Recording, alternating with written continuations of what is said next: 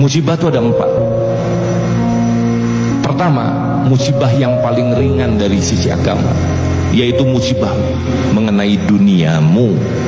Apa itu? Hilang mobil. Apa itu? Dagangan bangkrut. Apa itu? Banyak hutang. Apa itu lagi? Duit tercekap.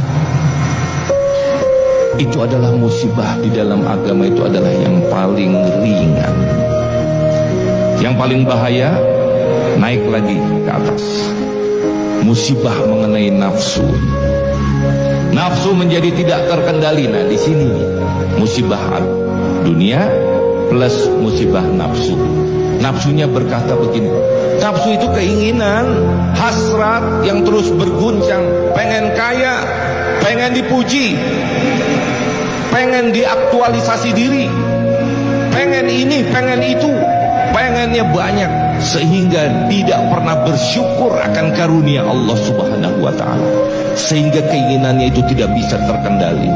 Muncullah dari itu nafsu-nafsu yang buruk, nafsu amarah, nafsu syahwat, perbuatan zina, perbuatan serakah, tidak bersyukur, tidak pernah merasa cukup. Itu karena musibah mengenai nafsu. Naik lagi nih, orang gagal fokus lagi, menjadi musibah akal. Akalnya mulai berpikir, aduh duit gak cukup, ini gak cukup. Ya Allah, saya udah kerja keras, banting tulang, saya berdoa kepadamu ya Allah dari pagi sampai malam, tetap aja jadi orang miskin.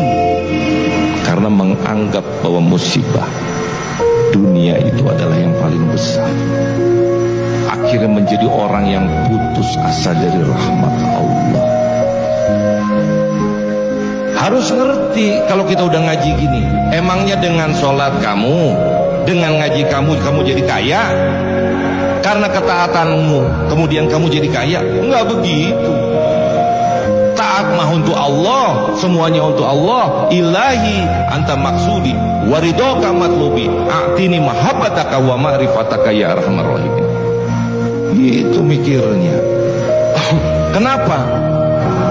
Ini yang terakhir yang bahaya, musibah mengenai agama. Akhirnya ngelihat, oh ternyata orang lainan agama itu kaya-kaya ya, pakai mobil ya. Ah, saya pindah agama. Musibah, jadi murtad. Hati-hati. Mudah saja zaman sekarang nih orang pindah agama karena udah gagal fokus. Nah sekarang kita gimana? Nah kita ngeliat nih kalau ngaji. Sekarang sudah, kalau masalah musibah yang paling rendah tadi dunia banyak utang, ada jalan keluarnya, solusinya. Solusinya kumaha? Ketika kita memohon, mintalah, kata Ibnu Athaillah, dengan apa yang Allah inginkan dari dirimu. Itu yang pertama. Ini dengan 2 bait nasihatnya aja. Jika kamu menginginkan kemuliaan yang tidak fana, kemuliaan yang abadi, maka jangan kau sandingkan pakaian-pakaianmu, dirimu dengan kemuliaan yang fana. Artinya apa? Di sini, kemuliaan yang abadi itu tidak didapatkan dari kemuliaan karena pangkat, karena jabatan, karena harta. Itu remeh bagi Allah yang maha kaya. Allah memiliki segalanya, langit dan bumi, kerajaan, semuanya adalah milik Allah Subhanahu wa ta'ala. Maka keyakinannya kudu kandel, aku akan bermulia diri dengan Allah di dalam hati.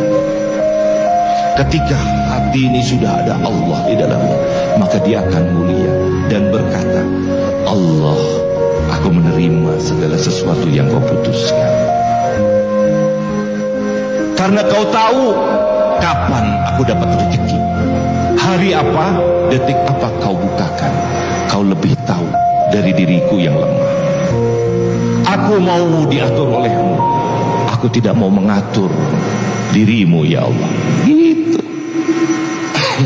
Akhirnya ridho pada ketetapan Allah.